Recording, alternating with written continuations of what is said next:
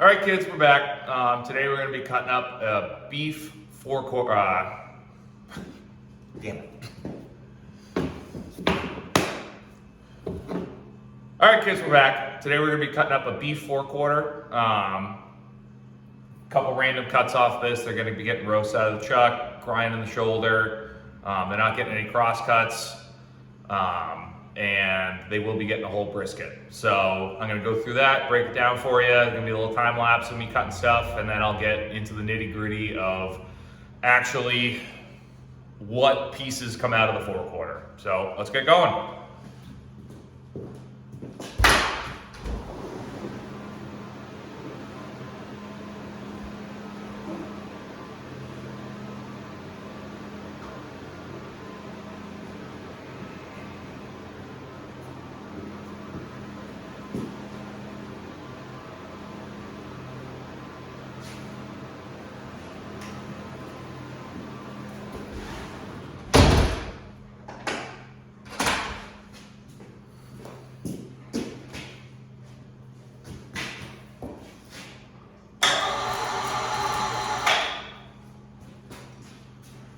All right, so this is the beef four-quarter. There's a couple of different primals off this.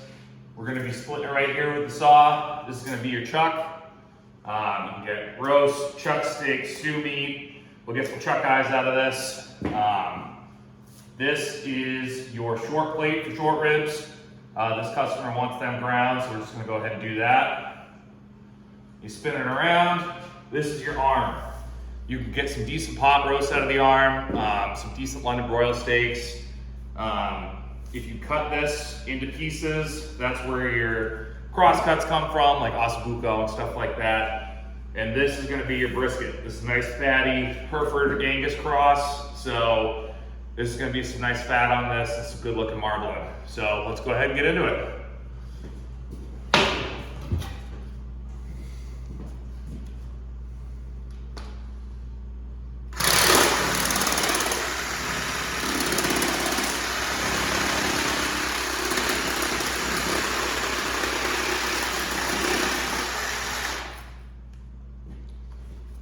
The saw I use is a Milwaukee, just cordless sawzall. I get the Diablo pruning blades. They work fantastic for what we're doing here. It cuts through bone like nothing.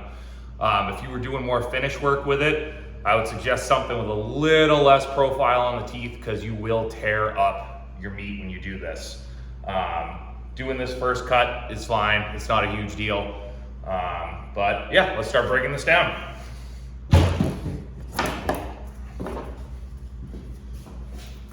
You're gonna wanna pull a little bit on that and just start finishing your cut. Cut into the shoulder blade a little bit there, so we'll just continue that cut down.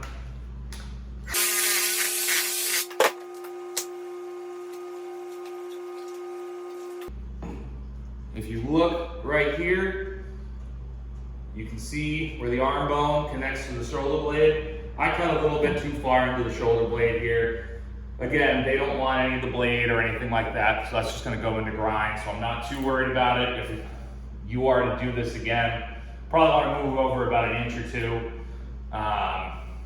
Again, no harm, no foul, because it's all going into grind. So we'll go ahead and move this out of the way.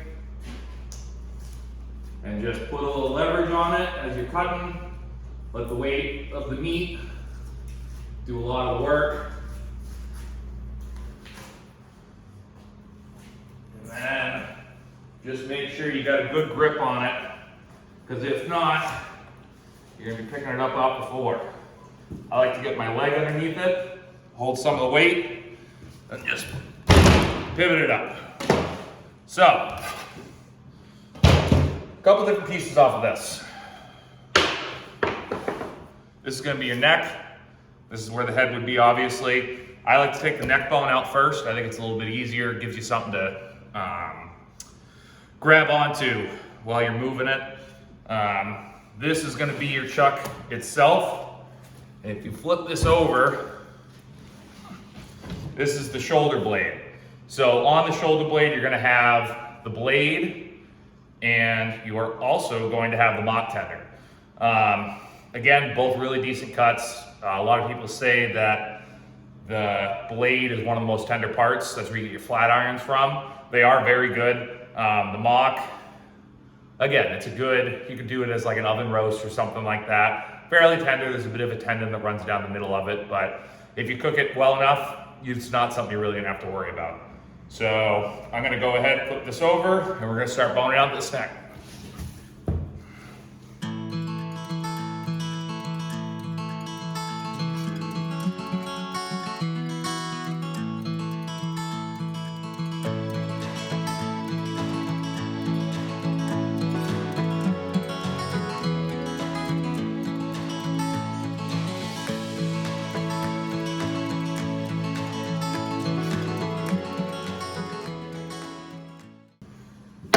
All right, so as you can see the different vertebrae in there. There's still a decent amount of meat on there, so I'll go through, clean all that up, and they do want bones. These make great soup bones. If you're making stock or anything like that, these are fantastic. A lot of meat on them, a lot of cartilage in between the vertebrae and stuff like that. Gives your stocks and soup real good bold flavor. I always leave this atlas bone attached, because again, it gives a good pivot point to what you're doing. I don't put this in with the rest of the bones, because the majority of the time, as you can see, there's some blood staining and stuff like that on that. Just makes life a little bit easier. So we'll go through, clean this up, hack the neck up, because that's just going in the grind. The neck also does make really nice pot roasts and stuff like that. You can toss them in the crock pot. But we are just gonna go ahead and grind it because they are going to be getting chuck roasts out of the chuck itself.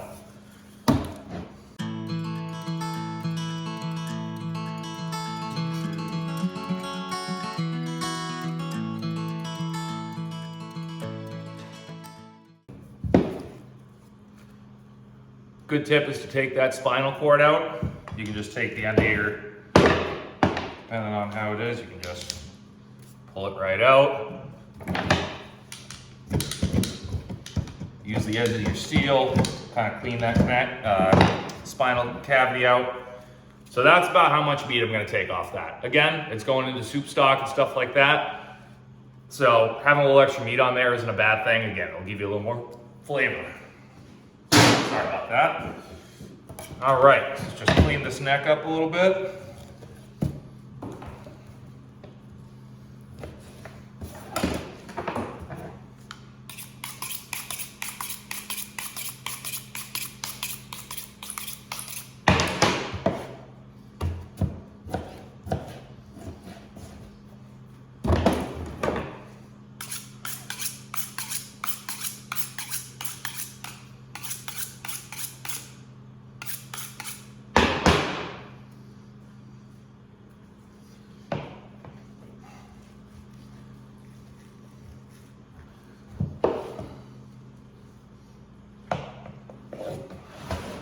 All right, so we'll clean up some of this darker stuff. We don't want that in the grind. Some of this extra fat and blood staining. And the big one you're going to want to take out is this tendon. Fun fact about this tendon, this thing is so tough. Native Americans used to use the bison tendons as for their bowstrings. They dry them out and stretch them.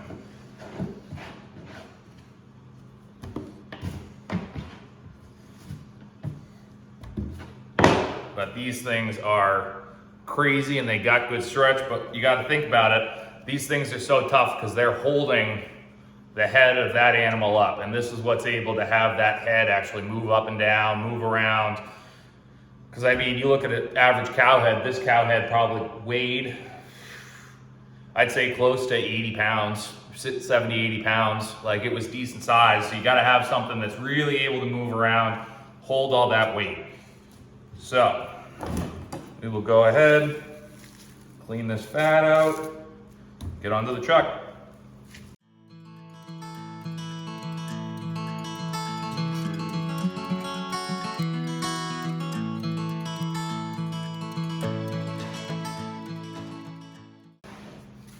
All right, so if this was gonna be bone-in roasts, I would go ahead and leave this,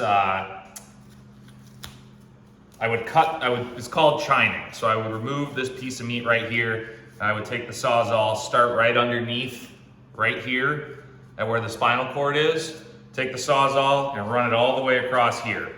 That would leave the feather bones on this side and the ribs on this side, and I would just take the feather bones off. So that way you actually have some ribs there attached to the roast. The roast itself. They want boneless, so what I'm gonna head and do, I'm gonna take this chunk of meat off and we're gonna take the shoulder blade off before we get going on anything else.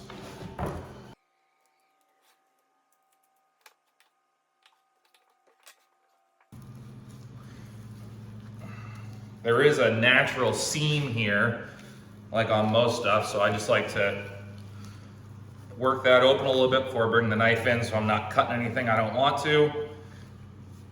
All right, so now that that's open, take our knife, and just open this up the rest of the way.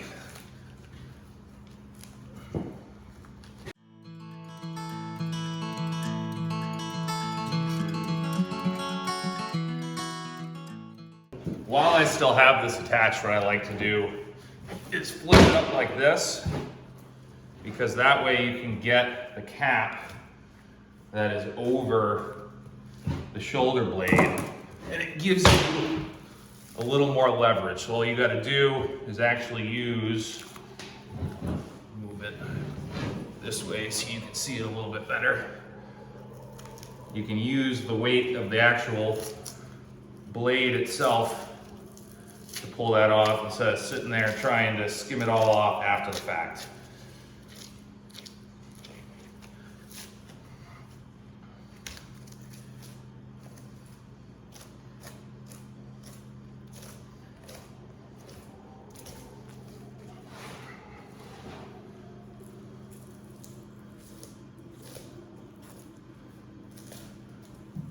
All right, toss that to the side. Finish working this down. All right, we'll put that right there.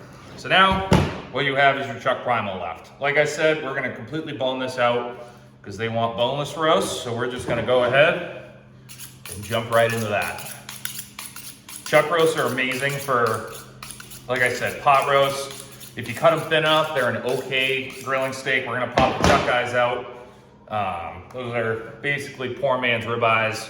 They come out of right here. So this is where the actual rib attaches to the chuck itself.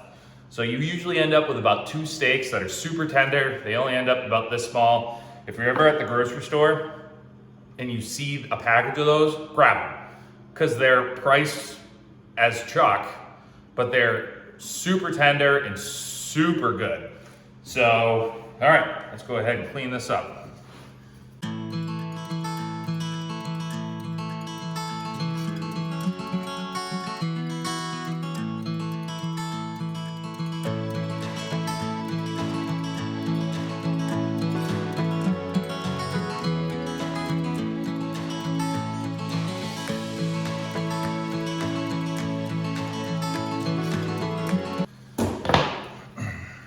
All right, now we got a boneless chuck primal.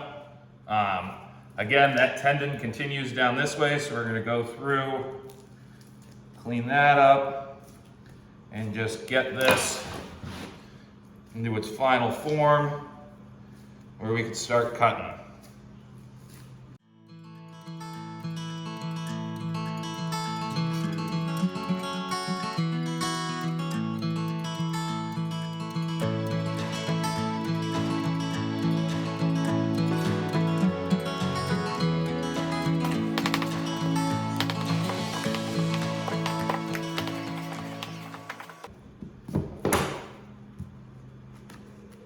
All right, so there are your chuck eyes. Again, you can kind of see where the name comes from. They look like a little mini ribeye there. Again, if you see these at the grocery store, snag them, because they are absolutely delicious and they're fairly cheap. So this customer is looking for 3 to 4 pound roasts. so let's grab the scale.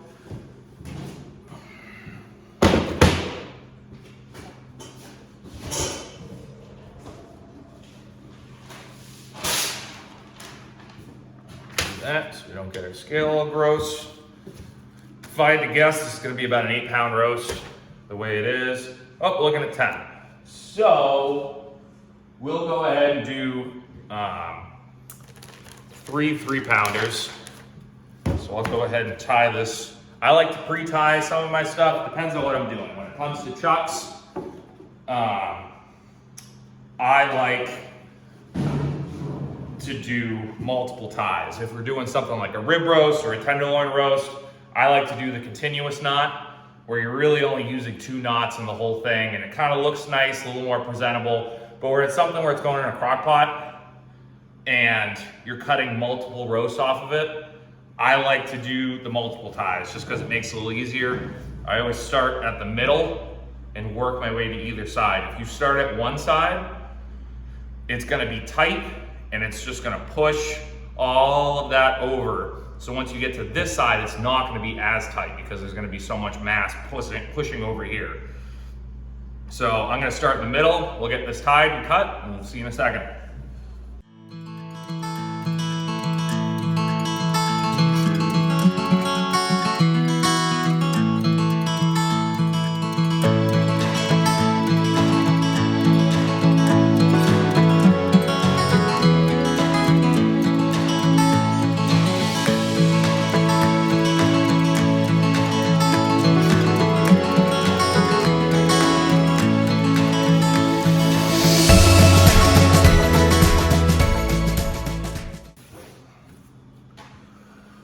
All right, so what we're gonna do is we're gonna square this off a little bit. It was about 10.6 pounds. So I'm just gonna square it up. We're gonna try and bring it right to around 10. It'll make trimming and getting the right weight a little bit easier. Once you've been doing this a little bit longer, you'll be able to judge size a little bit better. All right, so now we're right at about 9.4. Again, we're splitting this in thirds. So we're gonna toss one there.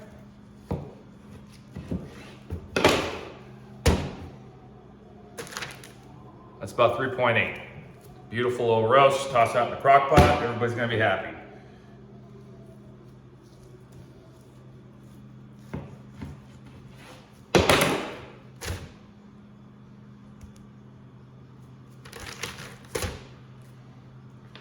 All right, another couple 3-pounders. So now we're just gonna go ahead and clean up the rest of this, and we'll hop back in once I start breaking down the blade.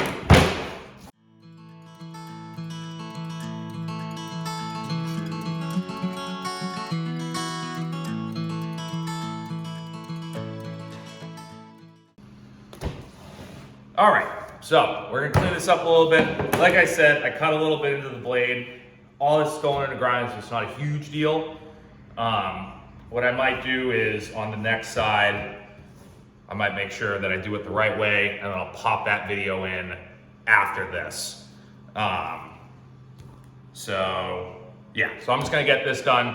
I'm gonna take the shoulder off the next one and the shoulder blade off of that and show you a little bit better of a how-to on that. This one isn't bad, but like I said, I have another one, so we might as well just do it the right way. So I'll go ahead and pop that video in now, and then we'll come back and I'll get the shoulder done. All right, kids, with the power of editing, we're in the future. So this is the shoulder blade. It's cleaned up a little bit, and as you can see, all the bone is still intact. So first thing we're gonna do is come down here. We're gonna take this membrane off the back. This is a nice little tender piece. You could also kind of use it as a flat iron. We're just gonna peel that down, open it up.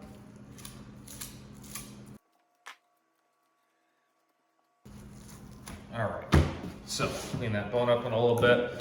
This is just gonna be grind. Again, this whole thing is. So we're just gonna clean this up a little bit. And this is another one of those chunks that has a membrane on the back. I'm gonna come through, clean up some of this fat.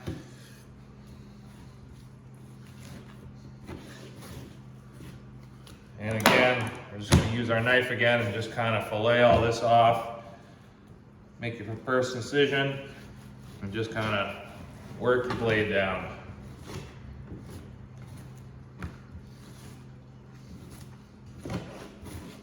Toss that. Chunk this up, toss it in the grind. So here's the fun part. Now we're gonna go ahead and pull out the blade and the mock tender. Clean this bone up a little bit while I'm here talking. All right, so you can see on here, you can see where the bone stops and starts. On this side is gonna be your blade. On this side is going to be your mock tender. So I'm gonna take my knife, make the first opening incisions on either side.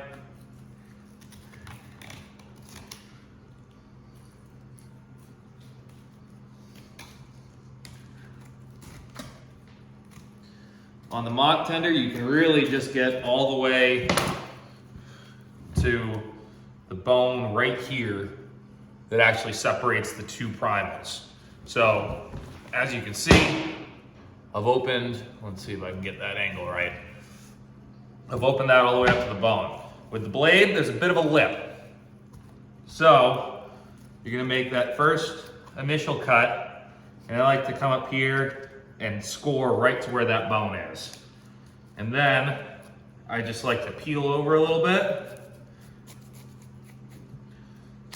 and just hit the top of that lip. So now we have an opening incision right there. You can kind of see the lip right there. So now that is started. I like to come around, feel where that's gonna be, feel you've already made your cut, and just score all the way down to the bottom of the shoulder blade on either side. Open that up. Then open that side. And as you can see, you usually just pull it right out. A little bit of meat left there. Trim that up real quick. Okay, so you've already made your cut all the way down. I like to put it right up against my leg. Open up a little bit more, and then you just pull all that off. Nice and clean, and just work your knife right down at the bottom. As you can see, there's not much meat left. We'll just go through, clean it up a little bit.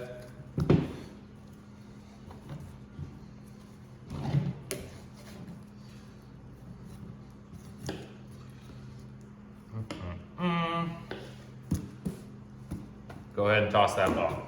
So, start with the mock tender. Again, this is all gonna be grind, but we'll clean it up like it ain't. I like to go through and take all the fat off of these, just because as you can see underneath it, there's that kind of sinewy stuff. So,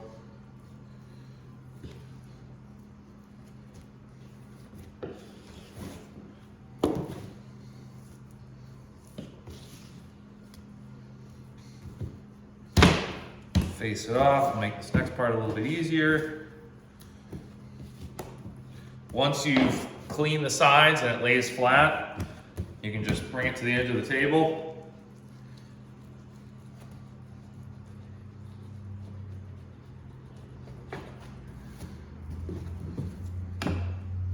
That's what you got left.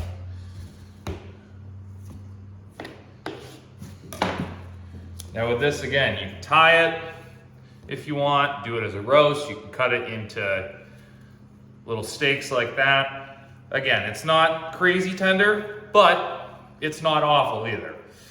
So we are just gonna go ahead and chunk that up, put it right in the grind, and get to the fun one. All right, this is your blade. This is where you get your flat irons and your blade steaks out of. If you're doing blade steaks, you would actually leave this tendon in and just make cuts all the way down. I like doing flat irons. So what we're gonna do is we're gonna clean this off. This is just a little bit of the shoulder that's left on there. Open that up, grind, grind, grind. And then we're just gonna finish cleaning all this up on either side.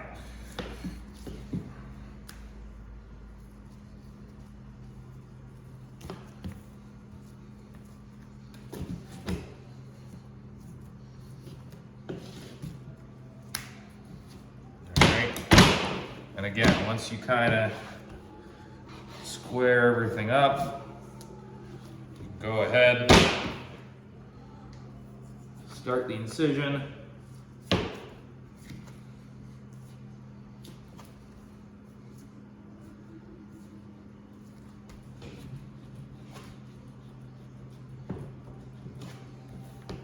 Open that up.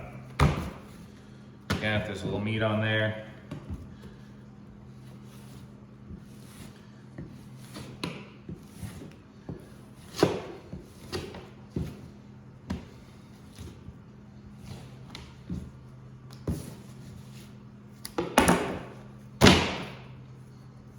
just clean this up a little bit more. So, now that you have that all cleaned up, you can come back and look at this membrane. I usually like to start and put the top part where it would be on the skin side. I like to take that, put that down, and just start working this membrane open until you can get a good thing to hold on to. Push the meat down, push your blade down, get a good grip.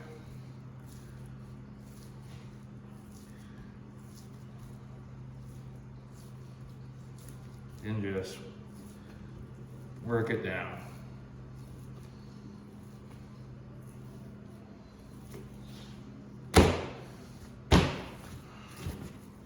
And you can just do the same thing on this side.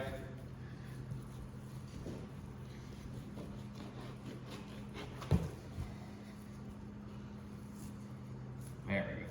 That's what I'm looking for.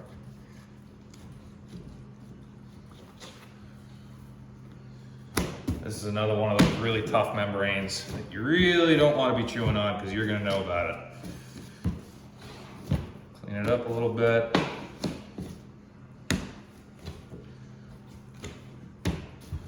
We're going to toss that. Toss all this in the trim and we'll clean these up.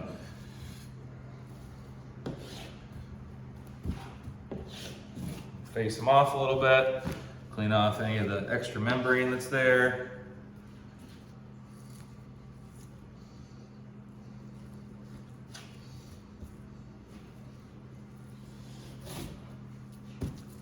And then what I like to do, just so everything's a little more uniform,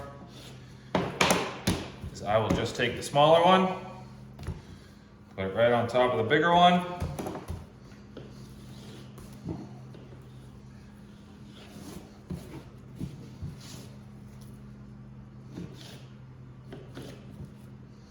Now,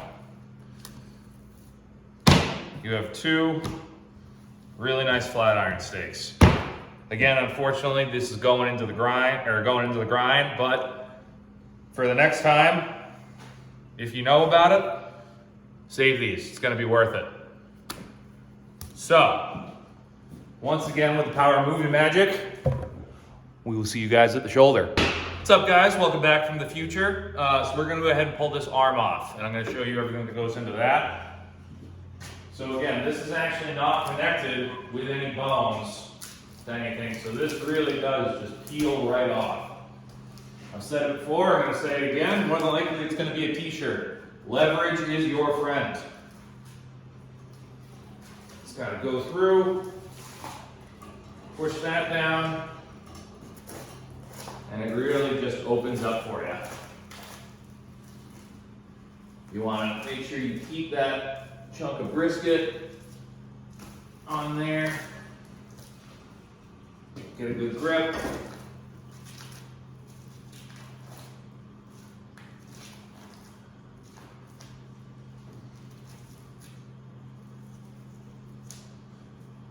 And if you have a winch, use it.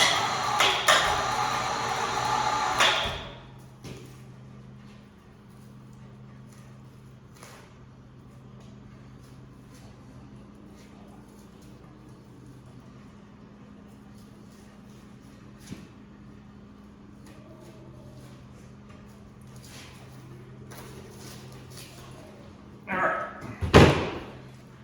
So, here is your shoulder.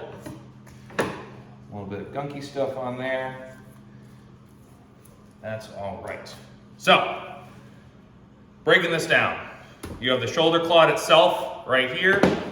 You have the teres major, which again is another one of those sneaky cuts that no one really knows about. Very tender. The majority of the time it just goes into grind because people don't know about it. People don't ask for it. It's tender. It's not the most tender thing in the world, but if you're looking for like a cheap steak for kebabs or something like that, works great. So I'm gonna go ahead and get going, start breaking this down, and we will get to it.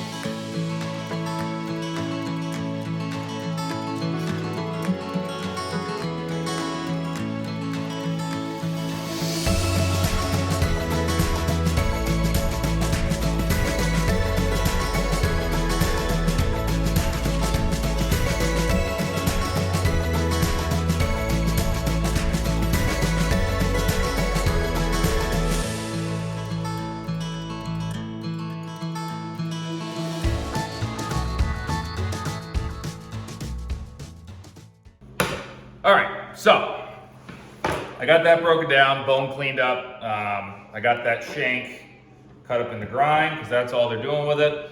So this whole shoulder is actually going to be put in the grind. So I'm gonna go through it and actually cut it as if it was going to be steaks or going to be a roast, just so you guys can see it. I'm gonna adjust the camera just a little. All right. So that'll give you a little better look. All right, let's start breaking it down.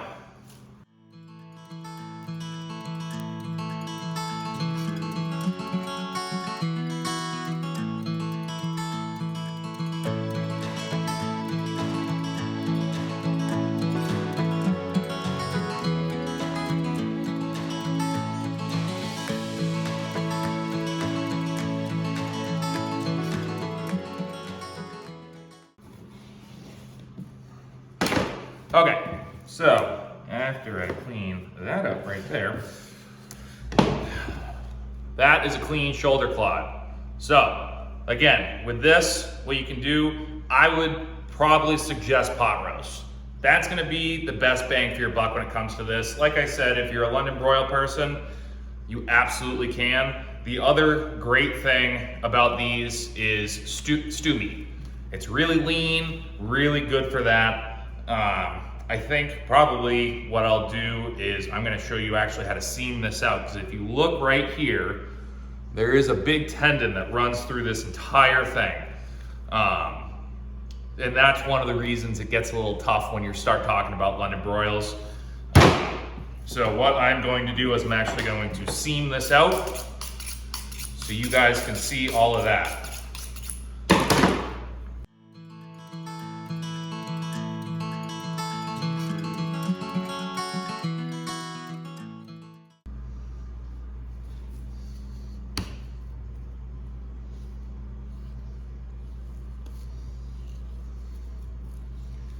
Now all I'm doing with this is I'm taking my knife and I'm putting it at an angle to where it's kind of like a 45, and I'm just working that meat down. is, as you can see, that tendon is fairly tough and it runs through the whole thing.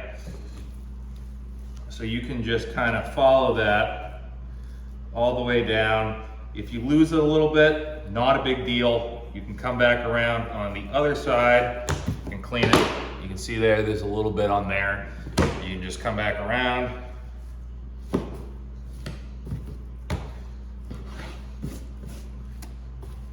Clean that up. You can come under here, get underneath that membrane.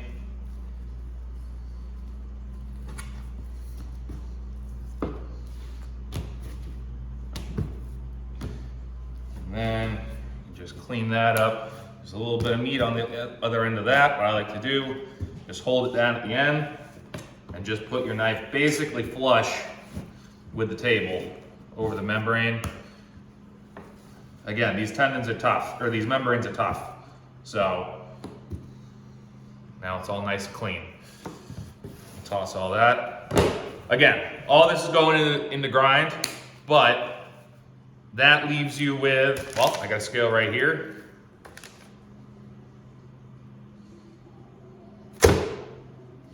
That's 4 pounds of nice lean meat you can chunk into stew meat.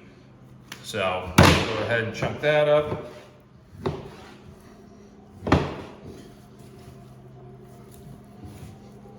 All right, so here's your teres major. Again, not a lot of people know about this one. If you look at it, it doesn't look like much. Again, it just looks like something you're gonna toss in the grind.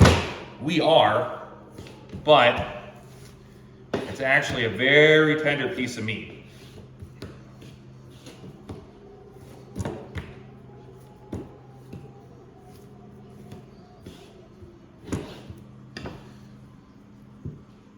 If you look at it, nice grain in it, super tender. You can stick your finger right into it.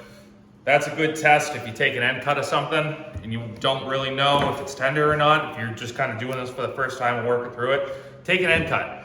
Go ahead, stick your finger into the end of it. If it goes in really easy, it's probably gonna be a decently tender steak. If you're really pushing and you pull your finger away and there's no indent at all, that's something that you're either gonna wanna grind or you're gonna wanna slow cook for a long time.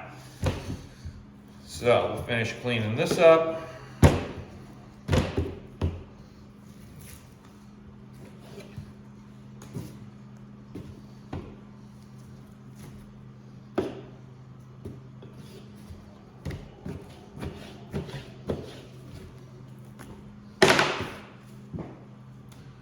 All right, so now we're gonna drop this a little bit.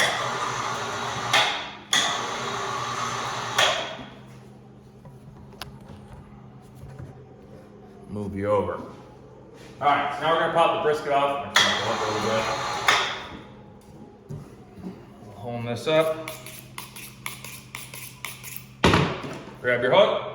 So this is the brisket. This is the start of it right here. This comes all the way down and around. This is also brisket down here.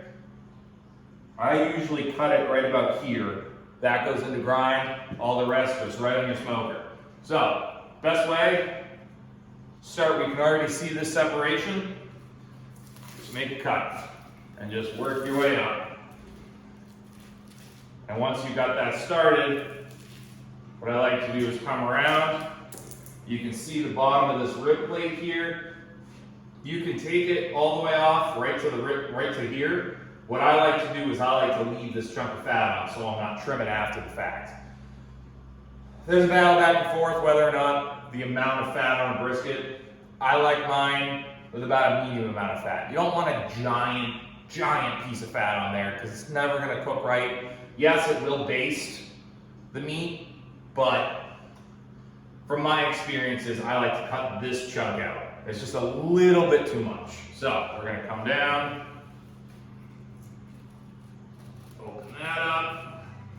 So now that it's separated, and once again, a little bit of leverage, starts to peel right now.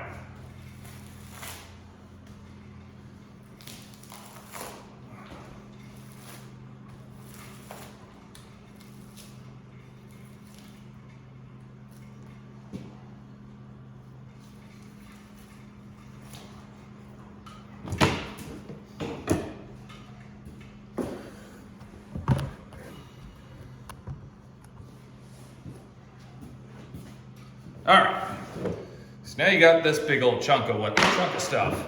So I just like to go through and just start cleaning up whatever I'm not gonna actually use.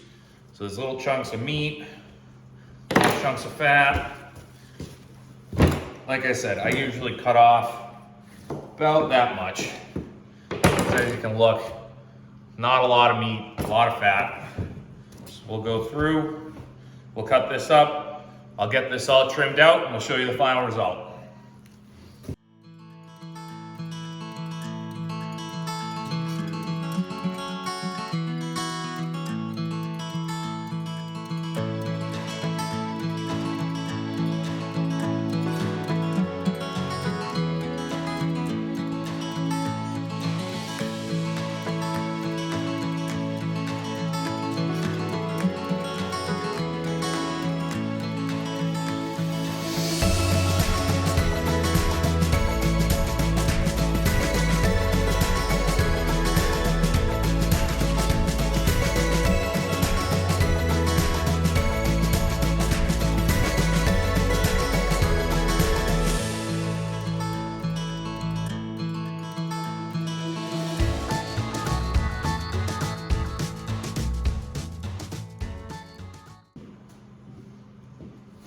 All right, so there's your clean brisket, really good fat on it. I like to clean up the bottoms, have them nice and clean. A lot of the fat on the bottom is kind of like this. I'll trim this off. It's just kind of sinewy and not like great. So if you don't have to chew on it, it's kind of my job to make sure you don't have to. Another thing about the fat, this is still great fat. If you're an avid hunter, or even just get 1 or 2 deer a year, if you grind your own burger instead of adding pork, like pork butts from the grocery store, save this stuff. This is great in burger. Really good melting point, and it just makes the burger taste really, really good. But I obviously do enough that where it really doesn't make sense for me to save all of it, so all this is going into rendering. So this customer would like their brisket cut in half.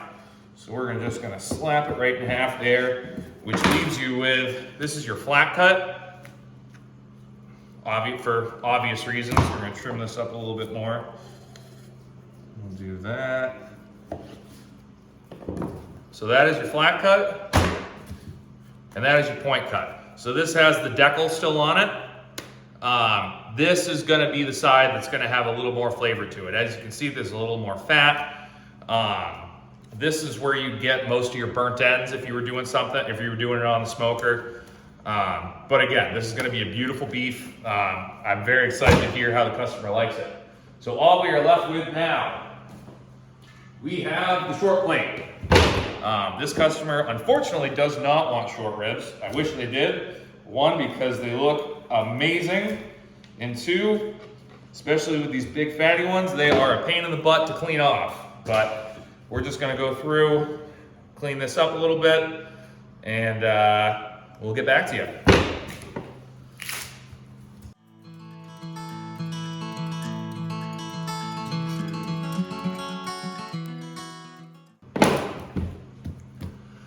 So there is a membrane on this. This is going to be on all the rib pieces. If you were to do this as actual short ribs, you definitely want to make sure you take this off. I just like to take it off in general because I don't need to put anything extra that's going to be chewy into the grind. So we're just gonna, you can take your meat hook, and of course this one's not going to cooperate. There we go. But you can open it up.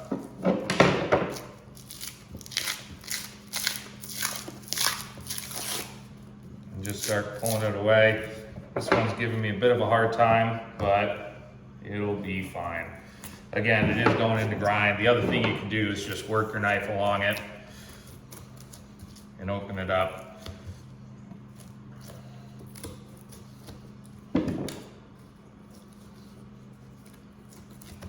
But that's all we're doing for that for now, because like I said, they're not doing short ribs. So we're gonna break this bone right here. So there are joints right here that connect the sternum to the actual ribs itself. Again, I've been doing this a while, so I just kind of know where it is. But if you look, you can see where the rib is. And this actually, the way it sits, the bone will come down and it comes down at an angle. So what we're gonna do, put the knife in there, put a little leverage, just kind of score it. Because then what you can do, if you got a bandsaw, you can open it up. You can just run it across that. I think it's a little bit easier and cleaner to just do it this way. Again, I'm gonna say it again, leverage is your friend.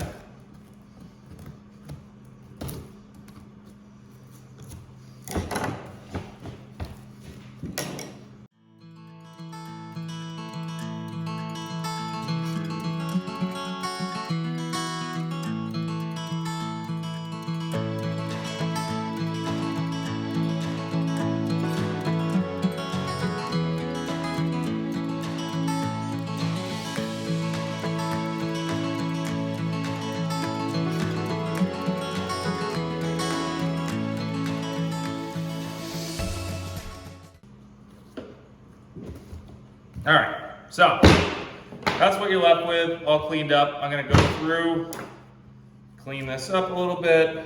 We don't want all that fat in there. Again, that's the hard part about grinding short ribs is they're fatty.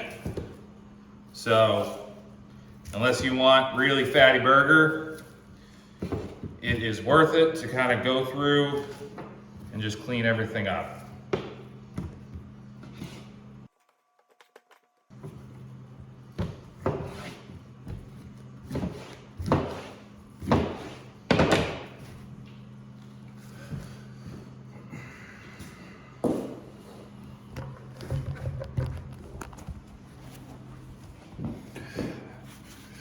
All right, folks, so that is breaking down a beef four-quarter. I hope you guys enjoyed it, and we will be back later this week with a couple of videos from the farm. So hope you guys are enjoying the content, and we'll catch you later.